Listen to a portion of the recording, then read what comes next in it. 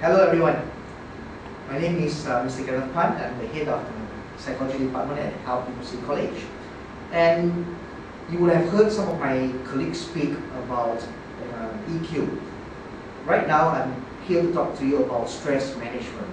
How does stress connect with EQ is that, see, EQ involves understanding the self, understanding how, what, why things happen, and what are the triggers that cause certain things in us, what are the things that make us disturbed, lose concentration, flustered, and so forth. So when we understand ourselves, and we can see this kind of what we call in psychology antecedents, things that happen before something else happens. If we can spot these antecedents and we understand them, it will help us in the way of preparation for it. Okay? And once we can understand these things that happen, we can spot them, we can identify them, we can take steps to make sure that the stress that is potentially going to happen, or will happen, or has happened even, can be handled, and that we will still be mentally sound. Okay. So what I would like to do with you today, right now, is to look at two strategies, or two groups of strategies on how we can handle stress. The first group will be looking at preventive strategies, things that what we can do before the stressful events happen. And the next group of strategies are responsive strategies, or ideas that we can do once the stressful event has happened. Okay, let's start with the first one. Under preventive strategies, let's look at life management. Under life management, there are a few categories, or a few points here. The first is time management. Some people do not like the use of the word time management. They like the word, they say that time management is it's an oxymoron, because you cannot manage time. Time is something that everyone has the same. From the richest person to the poorest person, from the most intelligent person to the least intelligent person, we all have 24 hours. So we are not actually managing time, but more essentially we are managing ourselves. So it is self-management, because we can manage ourselves, we cannot manage time. So what we can do here with regards to time management or self-management is to look at understanding what we need to do. Here, being mindful and being careful of time, what we have to do before the due date strikes us. You may have a lot of assignments given to you by your teachers. You know that SPM, you know that UPSR and PMR is around the corner. And often the case is students do not do things because they are thinking that, oh my gosh, there's still so much time. I have 2 years more, I have half a year more, I have 3 months more. And people wait. The tendency is to wait. And before we know it, it's already due. It's the next day and we panic. Okay, so be aware very much of what is going on and what we need to do in anticipation of that. Do this before they become urgent. The next will be to look at activities that we can do to help us to relax. Things like art. Some of you may enjoy doing some art. Going for a holiday, music and so forth. Playing musical instruments. For example, I enjoy playing on my Xbox. And I take it as something very relaxing, and it is very relaxing, but of course it must be done in moderation. You cannot be playing Xbox for 24 hours and say that this is to relax time, okay, or to distress. What's important is that these activities, they allow us to relax and it is something that is regular and unhurried. That means I am not forced to finish them off. Once you feel that I have to do it, for example, anything that is enjoyable, but once we put a stress, put a deadline, sometimes it becomes stressful. Even any game for that matter can become stressful. Another thing under life management is we are looking at empowering relationships. These are relationships among people who we can share ourselves, we can be totally open. We do not have to be what we call wear masks. We do not have to wear masks and pretend to be who we are not. Normally, it will be with very close friends, very close family members.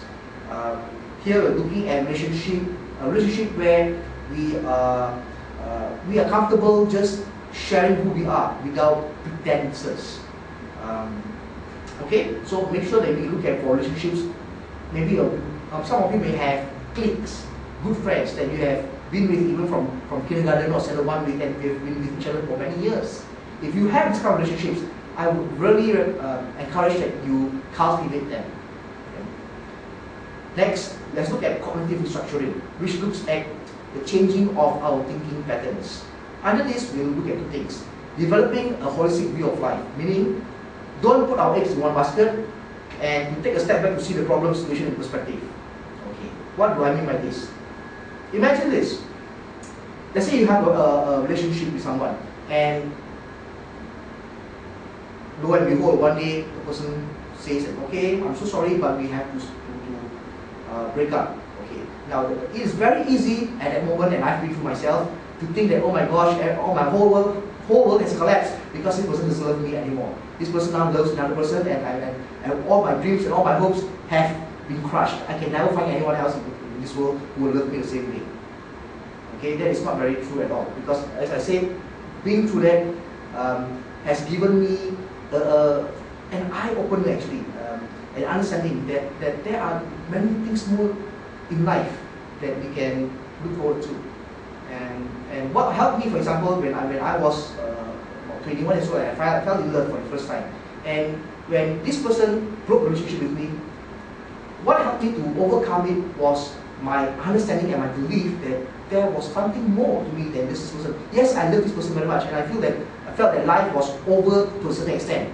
But I'm thankful that I had this understanding that there was something else beyond this, and that there was someone else in life who would love me for who I am. And I'm very thankful and very glad to say that today I have someone who loves me, my wife and my son for one.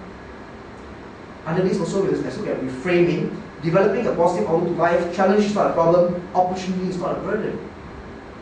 When I was in standard 4, I had this problem called glomerulonephritis. It was a problem with my kidney, and I was sent to the hospital UH for 1 week, and during my 1 week ordeal there, all kinds of tubes went to my body to remove the dirty fluids from my kidneys, and it was very difficult. I couldn't eat, and it was really stressful, and I was totally in a trauma I felt. And towards the end of the week, I was thankful that things started to become better, and I was able to walk a little bit to the TV area. So I just had to carry this thing with the catheter at the top, and I just slowly walk to the TV area. And on my way to this TV area, I would see young children, even younger than me, maybe about 4 or 5 years old, with bald heads. Or some of the heads even had marker pen marks on them, signaling that these children were either suffering from leukemia or needed to go for some brain surgery. And when I look back at this, and I understand that I thought my life was bad, but in connection, in comparison, I think I have a lot more beautiful things, a lot more blessings than there are. And often in life, that's what we need to be aware of, that there are actually, life is not so bad. There are more beautiful things than we can remember.